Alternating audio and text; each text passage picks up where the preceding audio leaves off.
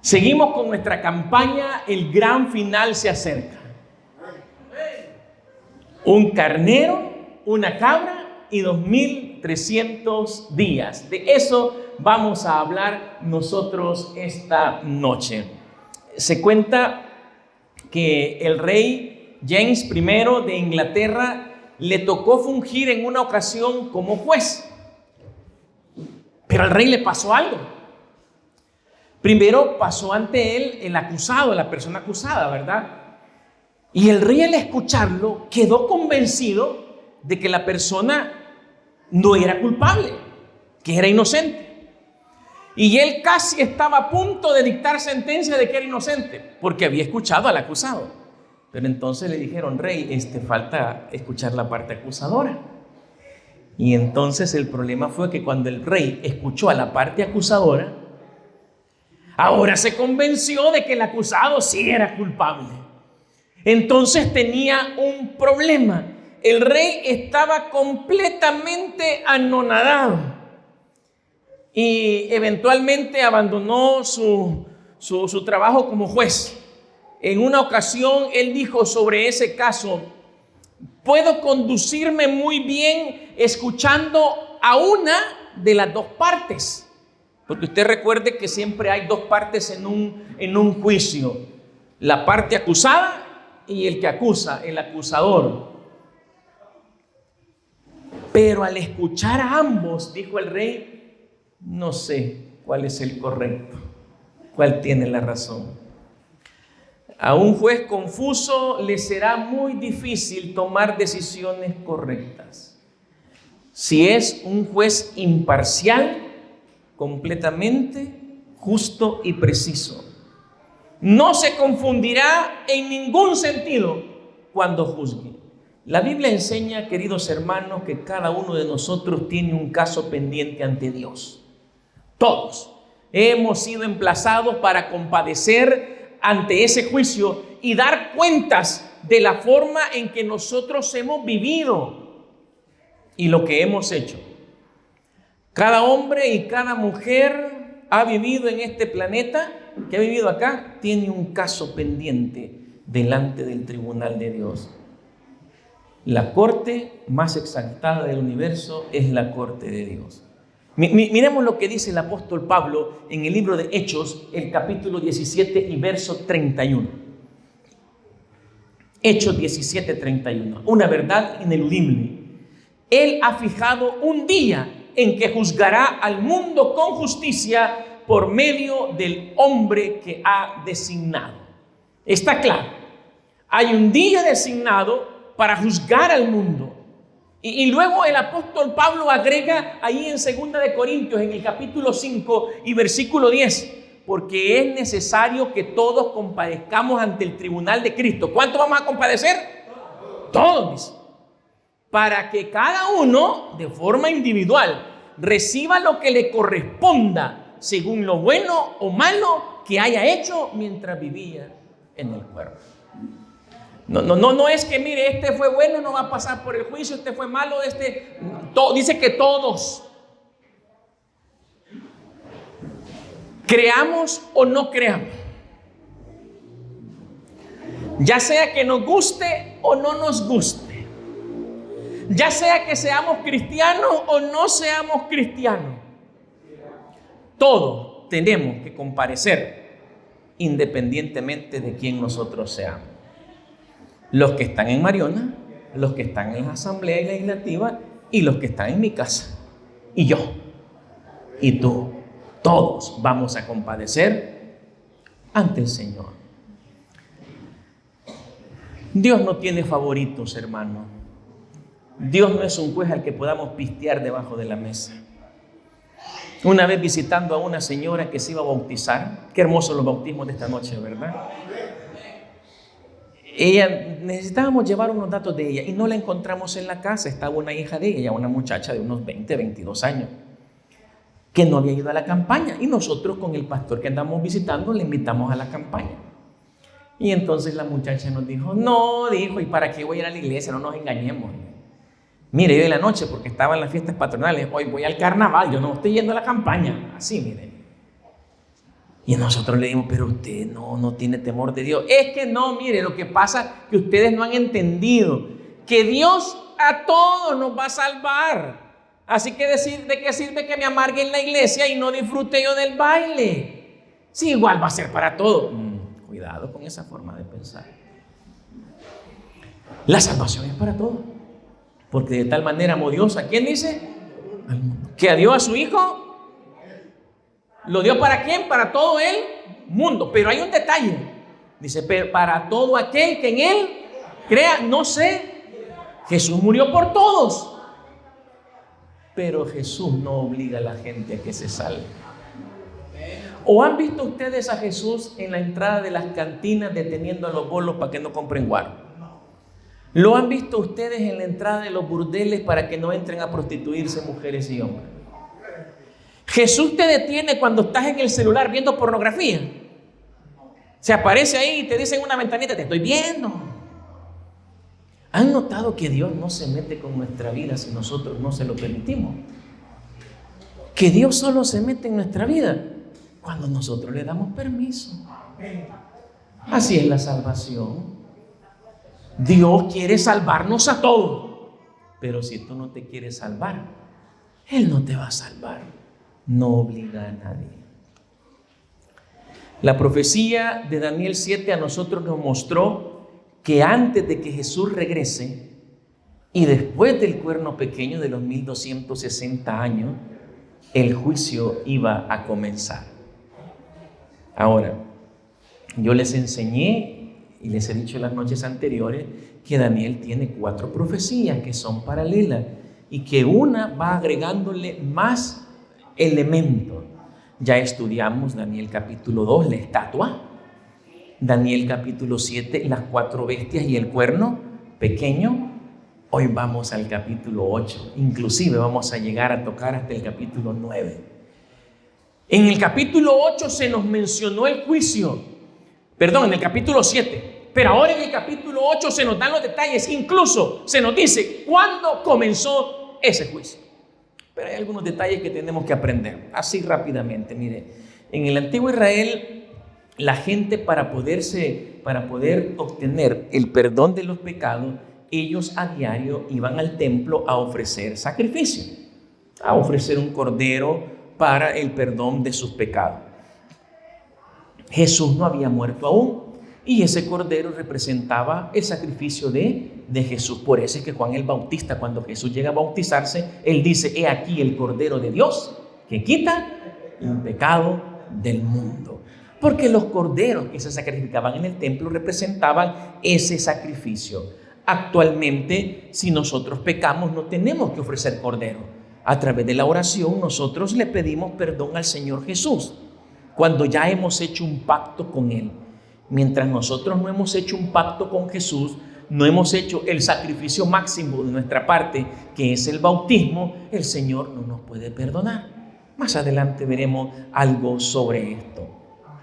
Ahora, al sacrificar aquel inocente animal, la gente no moría no era perdonada por la muerte del animal, sino por la fe de ellos en el Jesús que iba a morir como había muerto ese cordero. Había algo.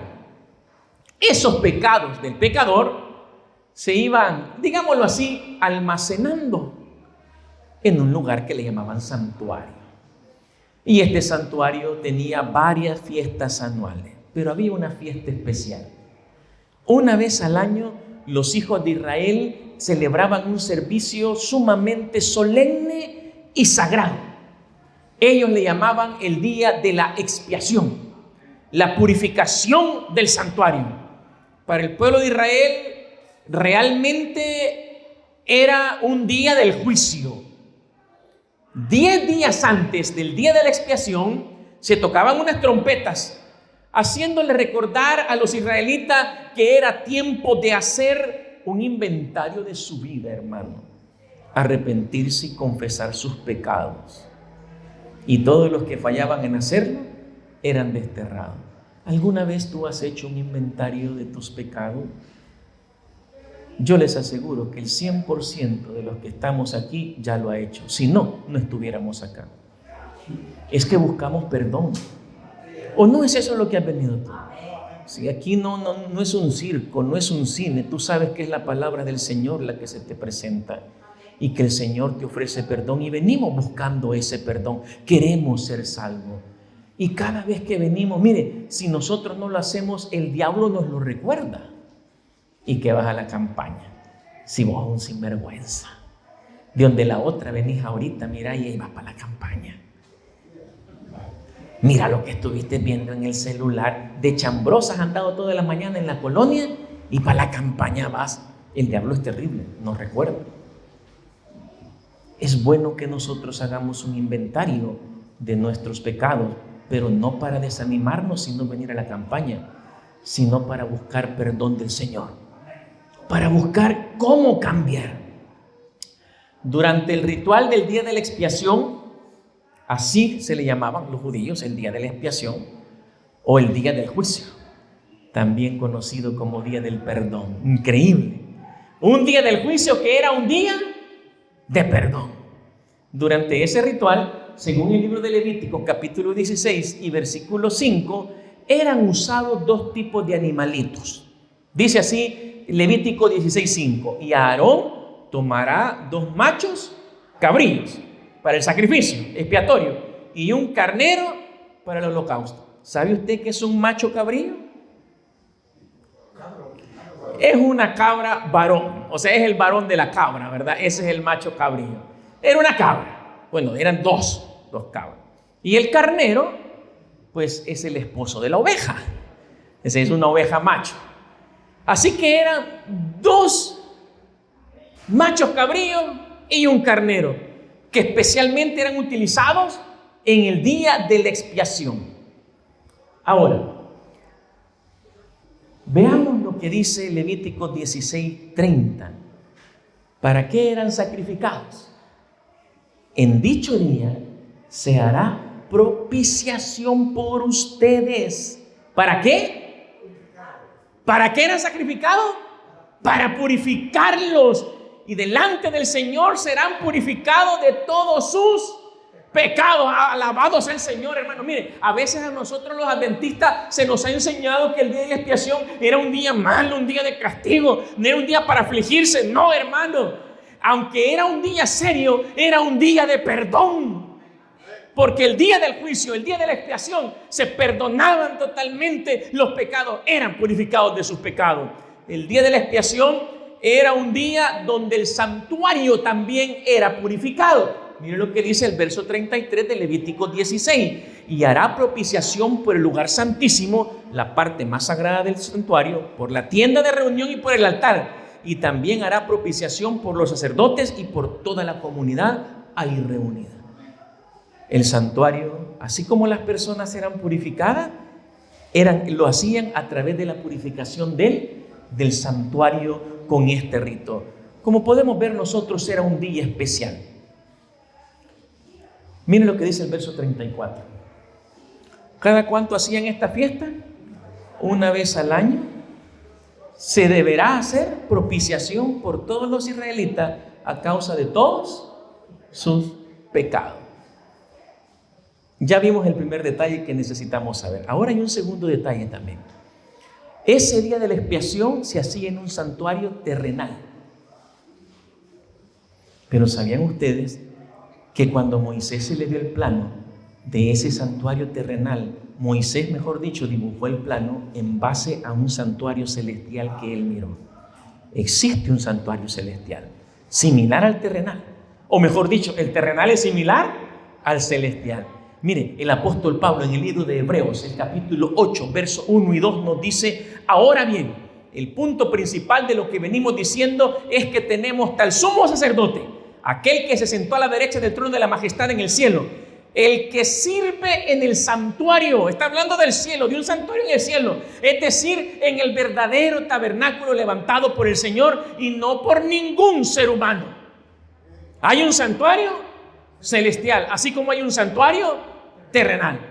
Pablo sigue dando un poco más de detalle. Es interesantísimo estudiar el capítulo 8 y el capítulo 9 de Hebreos. No tenemos ese tiempo, así que solamente vamos a leer algunos pasajes. Miren, el capítulo 9 y verso 11 dice así: pero estando presente, ya presente Cristo, sumo sacerdote de los bienes venideros, por el más amplio y más perfecto tabernáculo, no hecho de mano, es decir, no de esta creación. Recalca otra vez que hay un santuario especial en el cielo. Ahora, esto es interesante. Verso 12. Y no por sangre, ¿de qué cosa dice? De machos, cabrillos, ni de becerros, sino por su propia sangre. Entró una vez para siempre en el lugar santísimo, habiendo obtenido eterna redención. En el santuario terrenal, el sacerdote, el sumo sacerdote del santuario terrenal, entraba una vez al año al lugar santísimo. Solo ese día podía entrar al lugar santísimo. Y tenía que ir santificado, de lo contrario moría. Y si entraba otro día, moría. Solo el día de la expiación. Aquí dice que Jesús entró a ese santuario terrenal, celestial, como sumo sacerdote. Entró por su propia sangre.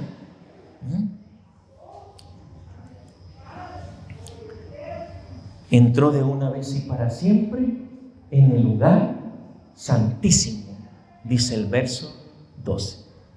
¿Cuántas veces entró Jesús al lugar santísimo? Una sola vez y para siempre en el lugar santísimo. Ese día fue el día que comenzó el juicio investigador. Ese día fue el día de la expiación en el santuario celestial. Y luego agrega en el verso 24, siempre de Hebreos 9, porque no entró Cristo en el santuario hecho de manos. Vuelve a aclarar Pablo, figura del verdadero, sino en el cielo mismo. ¿Para qué? Anoche lo aprendimos, para presentarse ahora por nosotros ante Dios. ¿Y para qué se presenta Jesús por nosotros ante Dios? Para el perdón de nuestros pecados. Vamos a resumir.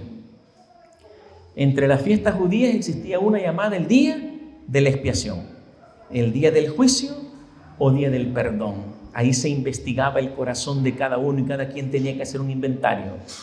En ese día el santuario o tabernáculo terrenal era purificado. En el cielo existió un santuario, dijimos, que fue el modelo del terrenal. El sumo sacerdote ministraba aquí en la tierra. Él entraba una vez al año, el día de la expiación, al lugar santísimo. Pero Jesús entró una sola vez y para siempre. Según Pablo, Jesús ya entró y el juicio ya comenzó. Veamos lo que dice Apocalipsis capítulo 14, versos 6 y 7. Vi volar por en medio del cielo a otro ángel que tenía el evangelio eterno para predicarlo a los moradores de la tierra, a toda nación, tribu, lengua y pueblo, diciendo a gran voz: temed a Dios y dadle gloria. ¿Por qué? Porque la hora de su juicio ha llegado. Y adorad a aquel que hizo el cielo y la tierra, el mar y las fuentes de las aguas. La hora del juicio ya llegó. La profecía de Daniel 8, que es la que estudiaremos nosotros en este momento, es la profecía que nos recuerda o nos dice cuándo comenzó ese juicio. Veamos ahora esa visión que Daniel vio. Esta visión Daniel la recibió en el año 3 del rey Belsasar, ya cuando estaba a punto de caer Babilonia. Recordemos eso. Verso 3 del capítulo 8 del libro de Daniel. Aquí comienza a presentarse la profecía. Algunos le llaman la guerra del Yom Kippur. Alcé los ojos, dice Daniel en el verso 3, y miré. ¿Y qué es lo que miró? Un carnero. ¿Qué se sacrificaba en el día del juicio allá en el tabernáculo? Cosa curiosa, ¿verdad? Hoy no aparece un oso, no aparece un león, no aparece un leopardo, mucho menos un tigre o un tacuacín. Aparece un carnero que estaba delante del río. ¿Saben que de las otras bestias Daniel dijo que parecía como un oso, que parecía como un león? Pero de esta claramente dice que era un carnero. Y tenía 2 cuernos, y aunque los cuernos eran altos, uno era más alto que el otro, y el más alto creció después. Esto me recuerda un poquito a aquel oso. ¿Se recuerdan que ese oso era más alto de un lado, verdad? Este dice que tenía un cuerno más grande que el otro. Y dice luego en el verso 4, y vi que el carnero hería con los cuernos al poniente, al norte y al sur, y que ninguna bestia podía parar delante de él, ni había quien escapase de su poder, y hacía conforme a su voluntad y se engrandecía. ¿Quién es ese carnero? En la misma profecía se le explicó a Daniel. Mire, ahí en el versículo 20 le dijo el ángel explicándole: el carnero de 2 cuernos que has visto simboliza ¿a quién? A Media y a Persia. Eran los medo-persas. Si ustedes se recuerdan, en la visión de la estatua y en la visión de la bestia, el segundo reino eran los medos y los persas. En esta visión Babilonia ya no importa. Babilonia está a punto de desaparecer. Y ahora comienza a presentar la visión a partir de los medos y los persas. Hermano, si hemos comprendido a través del Espíritu Santo las 2 profecías anteriores, nos daremos cuenta que la historia que presenta aquí va a ser la misma. Como ya Babilonia no aparece, están los medo-persas. Luego aparecerán los griegos y luego los romanos. Veamos ahora qué es lo que aparece después. Versículo 5. Y mientras yo consideraba esto, he aquí un ¿qué? Nuevamente, no dice que era como un macho cabrío, dice que era un macho. O sea, Daniel lo reconoce bien. Ya dijimos que en el día de expiación se sacrificaba un carnero, ¿verdad? El primer animal que aparece en la visión. Pero también se sacrificaba 2 machos cabríos, el segundo animal que aparece en la visión. Interesantísimo esto, ¿verdad? Un macho cabrío venía del lado del poniente sobre la faz de toda la tierra sin tocar tierra, y aquel macho cabrío tenía un cuerno notable entre sus ojos, y vino hasta el carnero de 2 cuernos que yo había visto en la ribera del río, y corrió contra él la furia de su fuerza. Y luego dice en el verso 7, y lo vi que llegó junto al carnero y se levantó contra él y lo hirió y le quebró sus 2 cuernos. Y el carnero no tenía fuerzas para pararse delante de él. Lo derribó por tanto en tierra y lo pisoteó, y no hubo quien liberase al carnero de su poder. Y dice el verso 8, y el macho cabrío se engrandeció sobremanera, pero estando en su mayor fuerza, aquel gran cuerno fue quebrado, y en su lugar salieron 4 cuernos notables hacia los 4 vientos. Interesante. Dice que este macho cabrío corría tan rápido que parecía que no tocaba la tierra. Era veloz. La tercera bestia era veloz, era un guepardo con 4 alas. Dice que tenía un cuerno notable, grande, pero que este cuerno se quebró y aparecieron 4. El leopardo tenía 4 cabezas, ¿se recuerdan ustedes? ¿Quién es ese macho cabrío? Veamos lo que dice la misma profecía, verso 21 y 22. Y el macho cabrío ¿es quién dice? ¿El rey de qué? De Grecia. Y el cuerno grande que tenía entre sus ojos es el rey primero, Alejandro el Grande. ¡Qué tremendo! Y en cuanto al cuerno que fue quebrado y sucedieron 4 en su lugar, significa que 4 reinos se levantarán de esa nación, aunque no con la fuerza de él. Anoche lo vimos. El leopardo de 4 cabezas, Alejandro el Grande, murió sin dejar heredero, y sus 4 generales se compartieron el reino. La profecía es clara. Mire qué bonito. Ahora no le dan tanta vuelta a la profecía. Claramente dice: el primer animal, el carnero, son los medos y los persas, y el segundo animal, el macho cabrío, son los griegos. ¿Por qué fue así? Le voy a exponer mi posición. Esta visión sigue siendo paralela a las 2 anteriores, pero en este caso se van a dar detalles sobre el día del juicio. Y al darse detalles sobre el día del juicio, se van a usar símbolos que se usaban en el santuario terrenal. O sea, el foco de esta profecía es el juicio, el día de la expiación. El macho cabrío y el carnero nos recuerda, sí, a los medos y los persas de los griegos, pero nos recuerda más al día de la expiación. Ahora, como dijimos, no eran animales extraños. Y verán ustedes que más adelante se va a mencionar al templo. Ahora, hay otro detalle que, aunque lo veremos rápidamente, vale la pena tomarlo en cuenta. Versos 9 y 10 de Daniel 8. Y de uno de ellos salió un cuerno pequeño. Dice Daniel que de uno de los 4 vientos salió un cuerno pequeño. No salió de uno de los animales, salió de uno de los 4 vientos, que creció mucho al sur, al oriente y hacia la tierra gloriosa, y se engrandeció hasta el ejército del cielo, y parte del ejército y de las estrellas echó por tierra y las pisoteó, aún se engrandeció contra el príncipe de los ejércitos, y por él fue quitado el continuo sacrificio, y el lugar de su santuario fue echado por tierra. Y a causa de la prevaricación le fue entregado el ejército junto con el continuo sacrificio, y echó por tierra la verdad, e hizo cuanto quiso y prosperó. Es el mismo poder que representa el cuerno pequeño de Daniel capítulo 7. Vemos otro cuerno pequeño. Es el mismo poder de Daniel 7. Representa a Roma, en primer lugar, la Roma de los Césares, pero en segundo y principal lugar, a la Roma cristiana. Recuerden que ayer mencionamos, ¿verdad?, que la iglesia cristiana llegó a ser la iglesia del Estado en Roma, la iglesia del imperio, pero que se fue corrompiendo, queriendo tener poder para sí. Ese cuerno representa a esa iglesia. En la visión de los 4 vientos aparece este cuerno pequeño, que representa a Roma imperial, pero principalmente a la Roma cristiana. Es el mismo cuerno, como mencioné, que aparece en Daniel 7. Y aquí la profecía de Daniel 8 nos menciona, y ahora pasa, da un salto. ¿Se recuerdan que hemos estado hablando de un carnero y de un macho cabrío? Y aquí vienen, hermanos, los versículos principales, el centro de nuestro mensaje de esta noche, versos 13 y 14.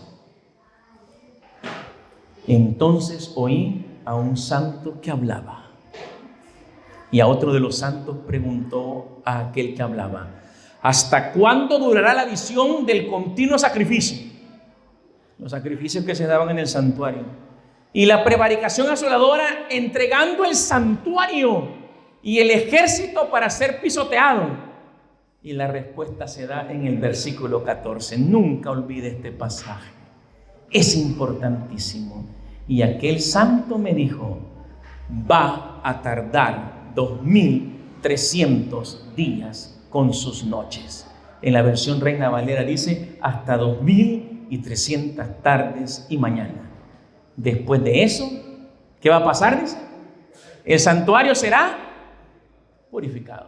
Indiscutiblemente no estaba hablando del santuario terrenal, estaba hablando del santuario celestial. Se le dijo a Daniel que después de 2300 días el santuario sería purificado. Hermano, toda la visión de Daniel 8 nos está apuntando al día del juicio celestial, al día de la expiación en el santuario celestial, al día que inició el juicio investigador. Recordemos nosotros el principio día por año de Ezequiel 4:6. Día por año te lo he dado. También en Números 14:34 encontramos ese principio. Un año por cada día. Por lo tanto, los 2300 días son 2300 años. Pero ahora aquí la pregunta es, está bien, está claro, al final de los 2300 años comenzará el juicio. Pero ¿cuándo comenzaron? Porque si sabemos cuándo comenzaron, sabremos cuándo terminaron. Bueno, vamos a ver algunas cosas de esto, algo tan interesante. En el capítulo 9, la visión termina en el 8, pero Daniel queda desmayado, le impresiona aquella visión. Daniel quizás estaba pensando en la liberación del pueblo de Israel, pero ahora Daniel, él sabía que en 70 años Israel sería liberado. Esos 70 años estaban a punto de cumplirse, pero ahora se le dice que hasta dentro de 2300 años Daniel se desmaya. Cuando se restablece Daniel en el capítulo 9, hace una oración y él pide al Señor que le ayude a entender la visión. Mire, Dice el verso 23. A mí, hermano, esto es que yo no sé cómo nosotros podemos vivir nuestra vida sin confiar en Dios.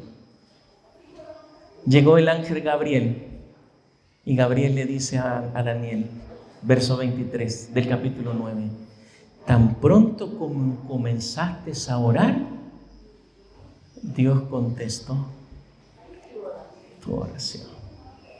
Increíble. Yo me pongo de rodillas y si mi oración es sincera, antes de que yo comience a orar, el Señor ya tomó en cuenta mi oración. Es que Dios no me escucha, decimos nosotros. Tanto que le he pedido a Dios, es que Dios sí te escucha. Nuestro Dios no es un Dios sordo, no es un Dios ciego, es un Dios real que escucha las oraciones sinceras de todos sus hijos. Todas. No, pues entonces, ¿por qué no me contesta? Hay dos motivos. Uno, el Señor dijo, pedís y no recibís porque pedís mal. Hay que tener cuidado con lo que pides. Muchos de ustedes están pidiendo por sanidad, parece ser bueno, pero no quieren arrepentirse ante Dios y no quieren cambiar su vida. Quieren que el Señor sane sus cuerpos. ¿Saben solo para qué? Para andar dándole molote otra vez. Esa es una petición mala. Ahí está el bolo con la goma. Ay, Señor, si me sacas de esta, sí, que Dios te metió en ese problema. Y el bolo solo quiere pasar de esa. Mire, ve, para echarse otro. Señor, sáname de COVID. Y si no recordemos, para la pandemia todos éramos grandes cristianos. Usted miraba el Facebook, hermano. Cuando estuvimos encerraditos en la cuarentena, usted miraba el Facebook. Pronto saldremos de esta. Confiemos en el Señor sanará nuestra tierra. Y ahora, dale a tu cuerpo alegría, Macarena. Eso es lo que ponemos ahora. Ya nos olvidamos de Dios. Ya no nos da miedo el COVID. Ya mató a otro, ya me pegó a mí, ya no me va a matar a mí. Y ya nos olvidamos de Dios. Tengamos cuidado cuando oremos al Señor, seamos sinceros con Él, porque el Señor lo que responde son las oraciones sinceras. Si tú quieres que el Señor te sane de tu diabetes solo para seguirte metiendo cosas que te sigan haciendo daño, entonces ¿por qué te va a sanar? También Dios responde nuestras oraciones de acuerdo a su voluntad infinita. ¿Sí? Él sabe mejor lo que nos conviene y cuándo nos conviene. Este caso de Daniel me sorprende. El ángel le dice, cuando tú apenas comenzabas a orar y Dios contestó tu oración. El ángel llegó inmediatamente. Es que los ángeles viajan más rápido que la velocidad de la luz. Según Albert Einstein, nada puede viajar más que la luz. La luz viaja a 300,000 kilómetros por segundo. Y dice él que si algo viajara más rápido que la luz, entonces sería capaz de moverse a través del tiempo. Por eso es que Gabriel, estando en el tercer cielo, más allá de la galaxia, fue capaz de estar en segundo frente a Daniel. Porque así es el Señor. Clama a mí, yo te responderé, dice el Señor. Así como cuando Pedro se estaba hundiendo y le clamó a Jesús, sálvame. Y Jesús inmediatamente lo tomó. Así es el Señor con tu oración sincera. ¿Cuál es tu problema? ¿Cuál es el milagro que quieres de Dios? Porque el milagro que más necesitas es tu salvación. Hoy vimos cómo uno obtiene el milagro de la salvación a través del bautismo. Y he venido a decírtelo, porque tú eres muy, ¿qué le dijo? Apreciado. Porque tú, querido hermano y amigo, tú eres especial para Dios. Eres como la niña de sus ojos. Vales tanto que mandó a su hijo a morir en una cruz por ti. Así es el valor que Dios te da. Y entonces comienza a hacer una explicación. No tengo todo el tiempo, tenemos que irnos para nuestras casas todo rápido, ¿verdad? Pero trataré de explicarte en pocas palabras. Mire estos pasajes. Esta es la clave para saber cuándo comenzaron los 2300 años y cuándo terminaron. Primero dice el ángel: 70 semanas han sido decretadas para tu pueblo y tu santa ciudad. Pongan fin a sus transgresiones y pecados. Pidan perdón de su maldad, establezcan para siempre la justicia, sellen la visión y la profecía y consagren el lugar santísimo. De los 2300 años, le dice el ángel, 70 semanas. Y como está iniciando, las primeras 70 semanas son para el pueblo de Israel. 490 años. Multiplica 70 por 7 y te va a dar 490 días, 490 años. Entiende lo siguiente. Habrá 7 semanas desde la promulgación del decreto que ordena la reconstrucción de Jerusalén hasta la llegada del príncipe elegido o del Mesías príncipe. Después de eso habrá 62 semanas. Entonces será construido Jerusalén con sus calles y murallas. Pero luego dice en el verso 26, y después de las 62 semanas se le quitará la vida al príncipe elegido, al Mesías. Este se quedará sin ciudad y sin santuario, porque un futuro gobernante lo destruirá. El fin vendrá como una inundación y la destrucción no cesará hasta que termine la guerra. Y dice el verso 27, y durante una semana ese gobernante hará un pacto con muchos, pero a media semana pondrá fin a los sacrificios y ofrendas, y sobre una de las salas del templo cometerá horribles sacrilegios hasta que le sobrevenga el desastroso fin que le ha sido decretado. Esos 2300 días proféticos, mis queridos hermanos, este es una descripción gráfica de lo que son las 70 semanas. Cuando comienzan las 70 semanas, comienzan los 2300 años. ¿Cuándo comenzaron? Comenzaron en el año 457. ¿Qué pasó en el año 457? Se dio el decreto de Artajerjes. Artajerjes, un rey medo-persa, que liberó a los judíos que estaban cautivos en Babilonia para que volvieran a Jerusalén y reconstruyeran la ciudad y reconstruyeran el templo. Año 457 antes de Cristo. Desde ese año se extiende los 2300 años y llegan hasta 1844. La profecía de las 70 semanas dice exactamente que Jesús moriría, sería bautizado en el año 27, sería ungido el Mesías en el año 27 de nuestra era, que a la mitad de la última de esas 70 semanas, o sea, en el año 31, haría cesar los sacrificios. Cuando Cristo muere en la cruz, ya no hay más sacrificio de cordero, de carnero, de machos cabríos, de palominos. Se terminó, porque ahora Jesús, el Cordero de Dios que quita el pecado del mundo, ha muerto. Y en el año 34 se terminan las 70 semanas y se terminó la oportunidad de Israel de ser el pueblo de Dios.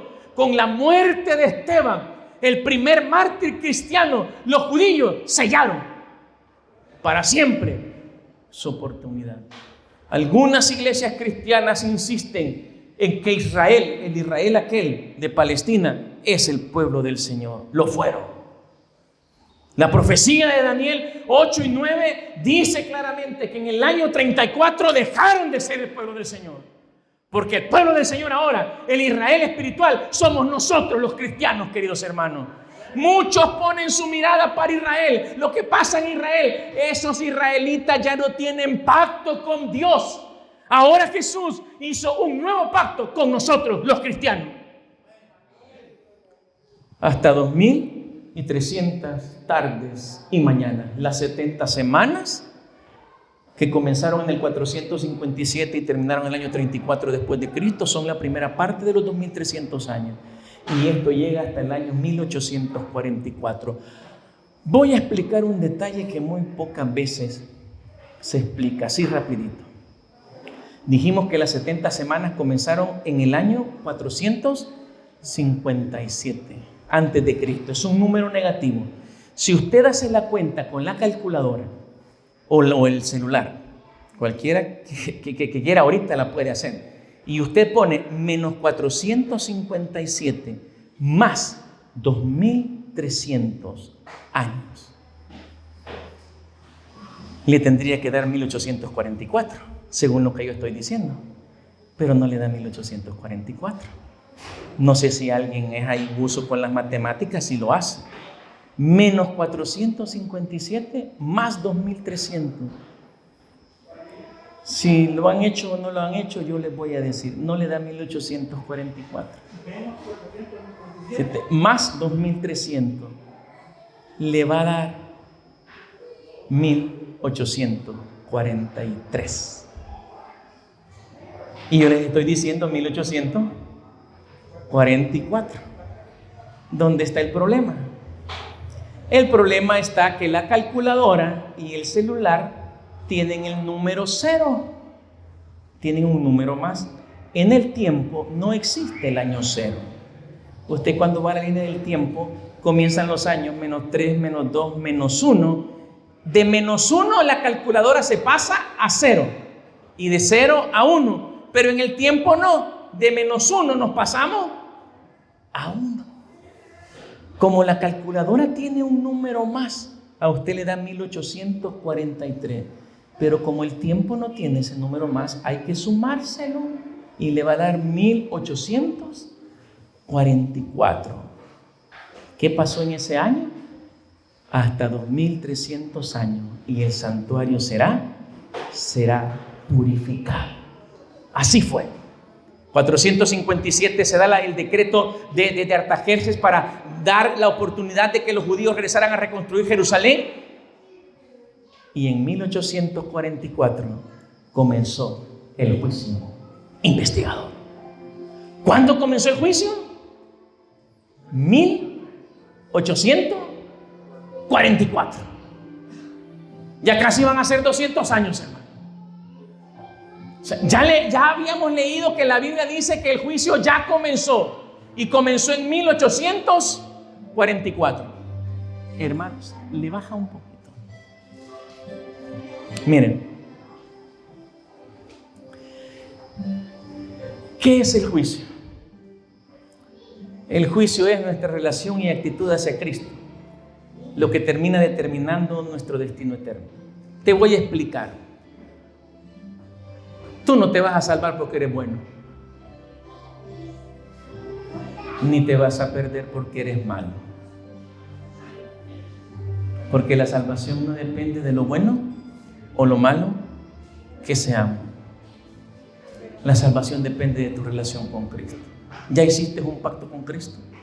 Mateo 10, 32 y 33 dice: y a cualquiera que me reconozca delante de los demás, yo también lo reconoceré delante de mi Padre que está en el cielo.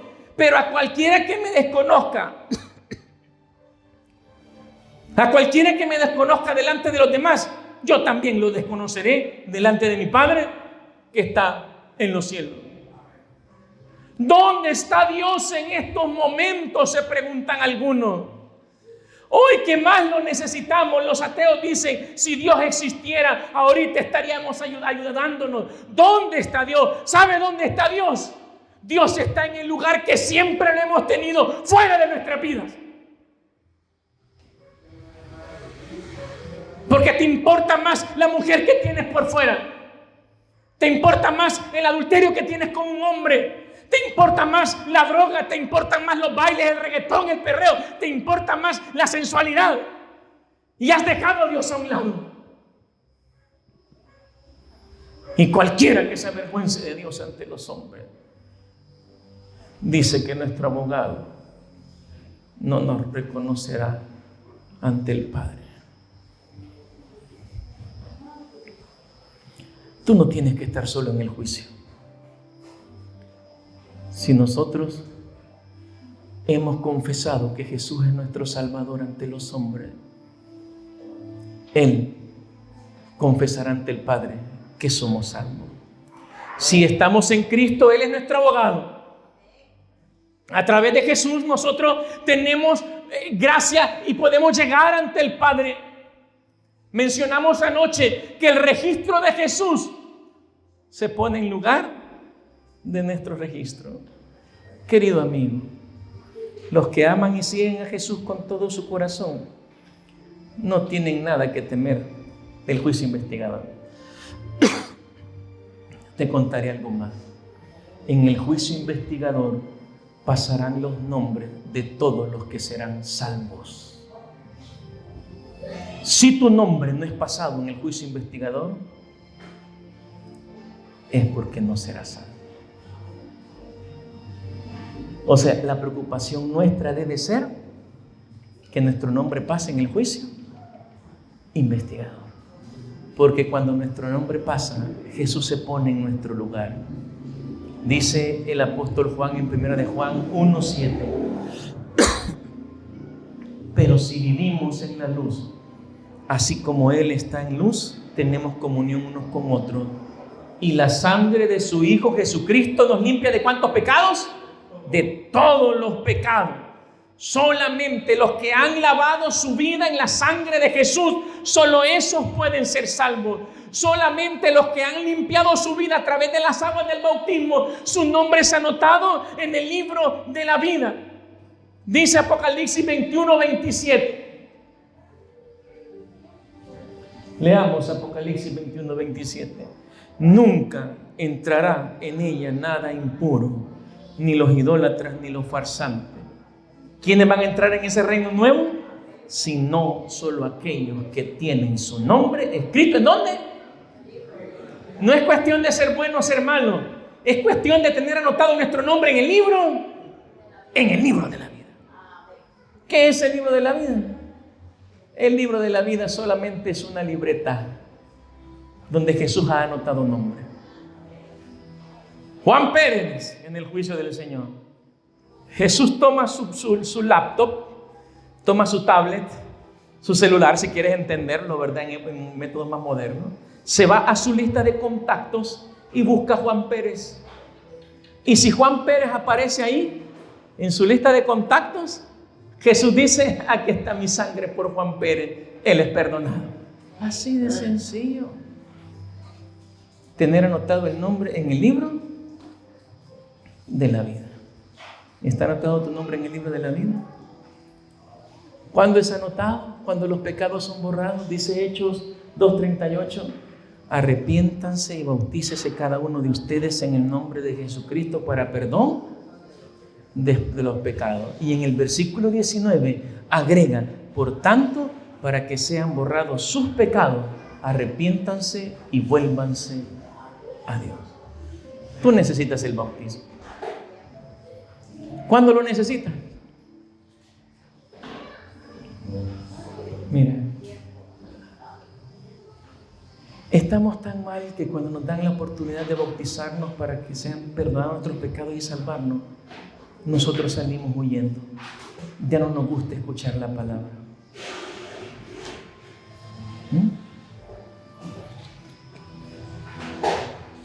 Hace algunos años yo tuve un problema de salud bastante serio. El estrés es terrible, hermano. Comencé con un dolor en mi brazo derecho. Era un dolor que me dejaba trabajar. No le hice caso. A los meses comenzó a aparecer en el brazo izquierdo. Ya el derecho había dejado de servirme para muchas de cosas cotidianas. Por ejemplo, yo no me podía sacar la cartera. No me podía poner el cincho del pantalón. No me podía poner ni quitar mis camisas. Mi esposa me tenía que ayudar porque yo tenía un serio problema en mi brazo derecho y ya estaba dándose en el izquierdo. Tenía una campaña en Guatemala y me vio un hermano quiropráctico ya en los últimos días. Él me hizo un masaje, me dijo: hermano, usted tiene que buscar ayuda médica. Si usted no lo hace, pronto dejará de mover los brazos. Pero no solo va a pasar eso. Cuando deje de mover los brazos, su columna se va a comenzar a deformar. Busque ayuda. Y me acordé que aquí en San Salvador hay un hermano dentista que es médico, pero que él practica medicina alternativa. Y entonces, porque yo no quería ir al Seguro Social, hermano. En el Seguro Social amputan la pierna que está buena.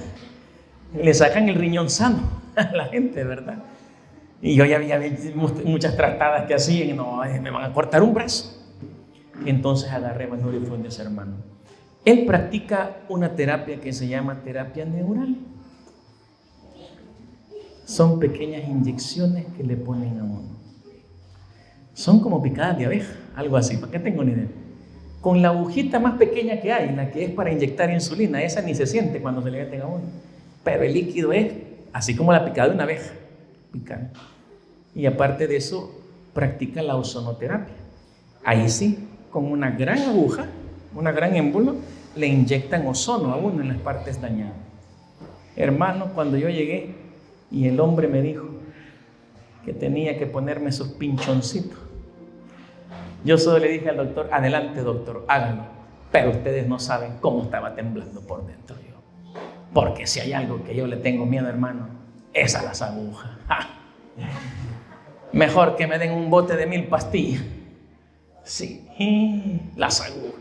Pero como ya estaba bien mal, hermano, si ya no movía. Miren, aquel hombre comenzó a darme. Primero desde acá, toda la columna a ambos lados, pullón tras pullón, mis hombros, mis brazos, y después el oso. Si fueron como 50 pullones, hermano. Yo cuando salí de aquel hombre me sentía como que era alfiletero, ¿verdad? Así, y yo dije: si esto no funciona, yo no vuelvo a venir aquí.